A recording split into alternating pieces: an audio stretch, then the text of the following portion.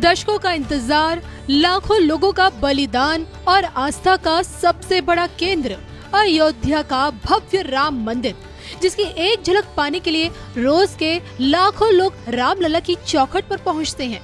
लेकिन क्या इसी चौखट से राम भक्तों की आस्था के साथ विश्वासघात हो सकता है?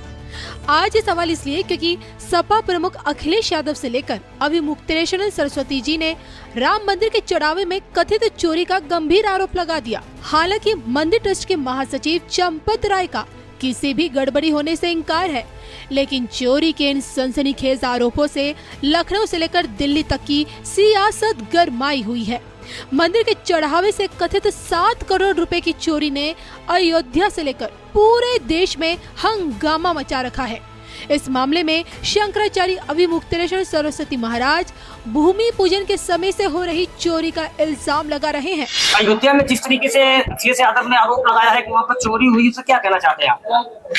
अब चोरी हुई है, आरोप क्या लगाया है, ये बात तो वहीं से निकल के आई ना। जो समाचार वहां से निकल के आया उसके बारे में उन्होंने कहा है। तो वहां तो लगातार चोरी हो रही है, कोई आज से पहली बार चोरी हो रही है। वहां तो जब शिला पूजन हुआ था तब से शुरू है, कितने आरोप लग चुके। पहले शिला पूजन में चोरियां हुई, उसके बाद फिर जब राम जन्मभूमि में मंदिर बनने लगा तो प्लाट बिकने लगे। 2-2 मिनट में लाख का प्लाट करोड़ में हो जाता था, आप लोग देख ही चुके हो। और अब अभी भी ये वाली चोरी, तो वहां तो पहले से। तो जांच के लिए क्या करना, किसके द्वारा जांच कराना चाहते हैं, आपकी क्या मांग है? जब वहाँ चंपत राय बैठे हैं, चंपत का मतलब जानते हो?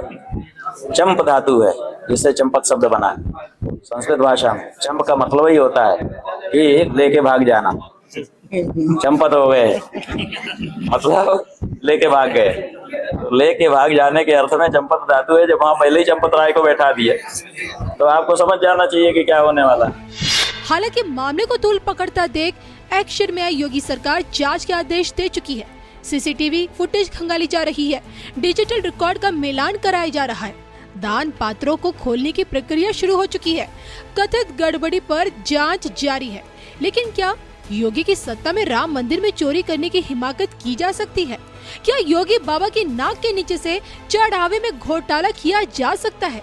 इसको लेकर आध्यात्मिक गुरु स्वामी योग जी का क्या कुछ कहना है? इसके लिए देखिए सिर्फ और सिर्फ धर्म ज्ञान। मुझे याद है, देखिए बंगाल चुनाव से ठीक पहले ममता दीदी ने जगह जगह मंदिर बनाना शुरू कर दिया था और दीघा में जगन्नाथ मंदिर भी बनाया था, महाकालेश्वर मंदिर की भी नींव रख दी थी। तब भी मैंने आपसे पूछा था कि दीदी ने अब जो अपना हिंदू कार्ड खेलना शुरू किया इसका फ़ायदा होगा? आपने कहा नहीं होने वाला है। अब सोचिए दीदी की तरह अब अखिलेश यादव भी इलेक्शन से जस्ट ठीक पहले, अगले साल चुनाव है मार्च अप्रैल में यूपी का, बहुत बड़ा आरोप लगा दिया है कि राम मंदिर में जो चढ़ावा आया है उसमें सबसे बड़ा घोटाला, करोड़ों की चोरी है, उसमें पैसे गायब हैं। हालांकि उनके इन आरोपों के पीछे के क्या सबूत है, क्या साक्ष्य, ये कहीं भी उजागर नहीं है। लेकिन इस तरह का आरोप लगाना, वो भी अखिलेश यादव का। देखो, राष्ट्रीय राजनीति के अंदर अखिलेश यादव कोई बहुत बड़ा नेता नहीं है, एक क्षेत्रीय नेता है वो। और क्षेत्रीय नेता भी इसलिए है कि वो एमवाई फैक्टर काम करता है, मुस्लिम और यादव वाला फैक्टर होता है।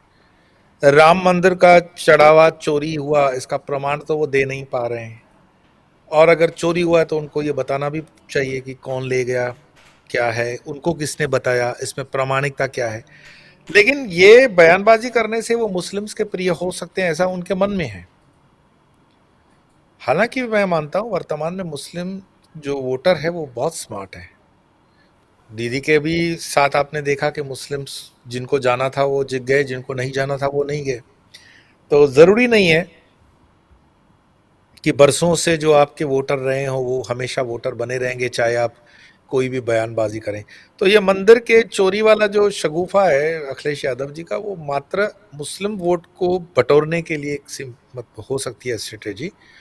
प्लस जो राम मंदिर के मतलब विरुद्ध वाली लॉबी हो हिंदुओं में भी, तो वो फिर अखिलेश के साथ आ सकती है। लेकिन आपको नहीं लगता कि वो अपनी कोशिशों में कामयाब हो पाएंगे? देखिए शंकराचार्य विवाद में वो एकदम ढाल बन के खड़े हो गए थे योगी जी के विरुद्ध, और यहाँ पे भी उन्होंने योगी सरकार को कहीं ना कहीं राम मंदिर में जो कथित चोरी होने की जो बात कही है, नहीं तो आपको क्या लगता है कामयाब हो पाएंगे कहीं यूपी की जनता का मूड बदलने में? नहीं, आपको क्या लगता है अखिलेश यादव के खड़े रहने के कारण शंकराचार्य की जीत हुई है? तो ऐसा तो कुछ हुआ नहीं। अब होता क्या है, हारे को हरिनाम।